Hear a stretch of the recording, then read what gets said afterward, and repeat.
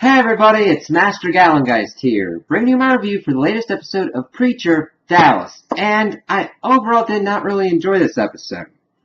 And I think it was mainly because of what the whole focus was and how it was executed more than anything else. Because in this episode we figured out what happened in Dallas and all that, and we get kind of flashbacks, but I just don't think the flashbacks really worked that well. Mainly because it felt more that it was taking up time and not really contributing as much as it should have been, rather than actually using flashbacks. Because we start off and we're in present day, we see Jesse dealing with the fact that he's found out that Tulip has married Victor, and it's pissed him off. Seeing the wedding picture and all that stuff, he pretty much ignores Tulip as he takes Victor down to the torture room and they're going to do stuff to him, and he orders Tulip to leave with Genesis, and she does because she's forced to, and she's pissed off about it. So of course, then we get into the division of time of stuff going on in the present and the flashbacks. Now the flashbacks pretty much just deal with the fallout. It starts right at the fallout of them being left by Carlos and Tulip losing the baby.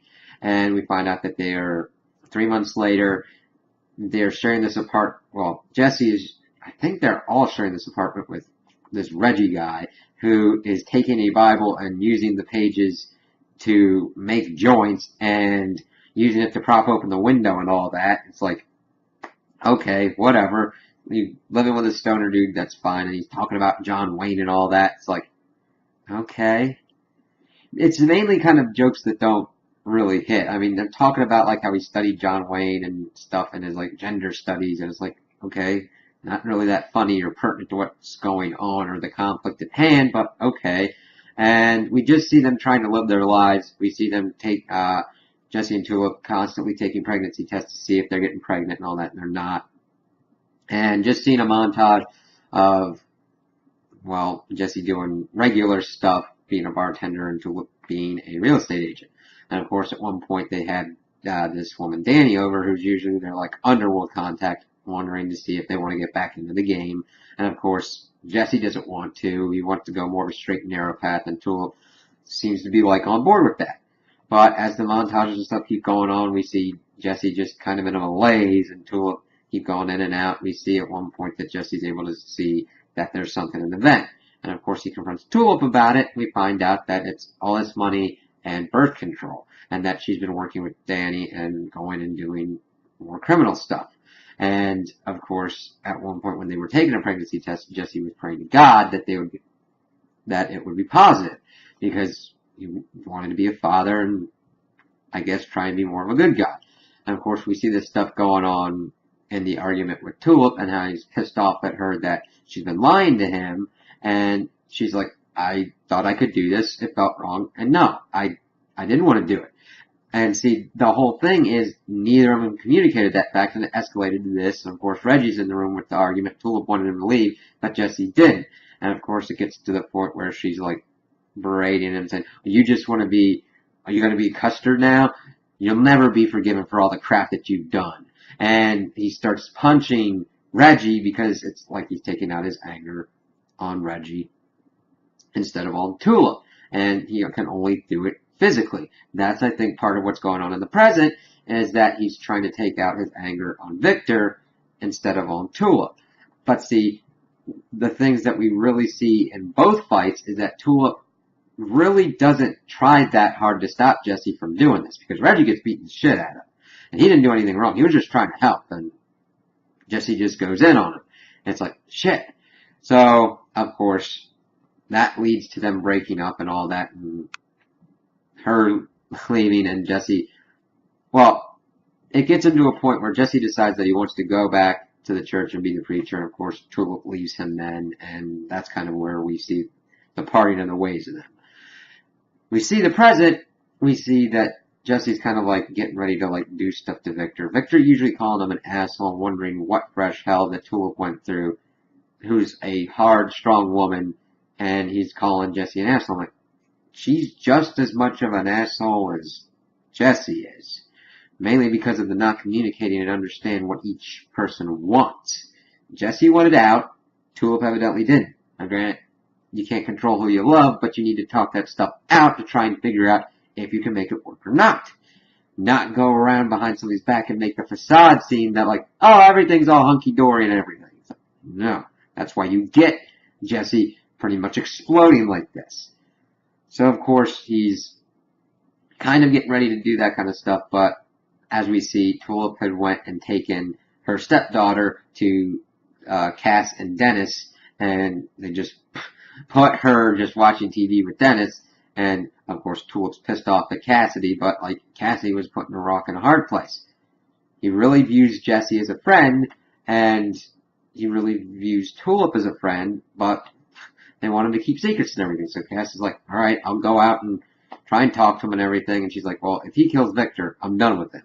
It's like, alright, we'll see about that. So he goes and he's kind of talking to Jesse about everything, trying to see where his head's, and he's like, alright, he goes, and it was funny, he goes into the house, he pushes over one of the guys because he'd used Genesis to tell them to be like, still and everything. He's like, so he goes upstairs, and we see Jesse kind of looking at the wedding photo and everything, and he's just pretty much trying to see where Jesse's frame of mind is, trying to like apologize for keeping secrets and all that. And Jesse pretty much hammers home, why should I trust you? You're a junkie vampire.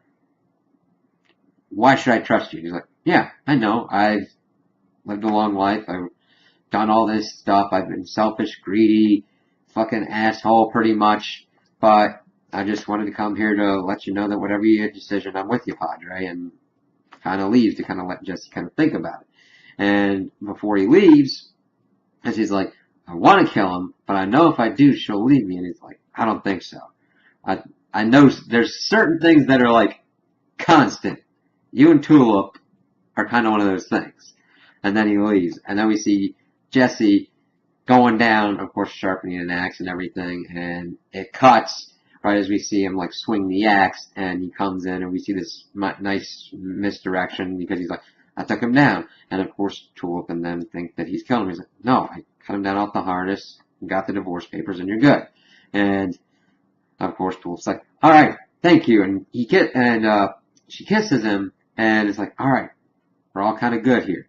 Then, of course, we see the kind of fallout from it is that we see Victor kind of like relaxing. He's still kind of beat up and whatnot since Jesse went at him, but of course, he's just kind of better. This kind of is juxtaposed with what we had seen before, we've seen Tulip and Victor kind of play Monopoly and in the same kind of rooms and positions.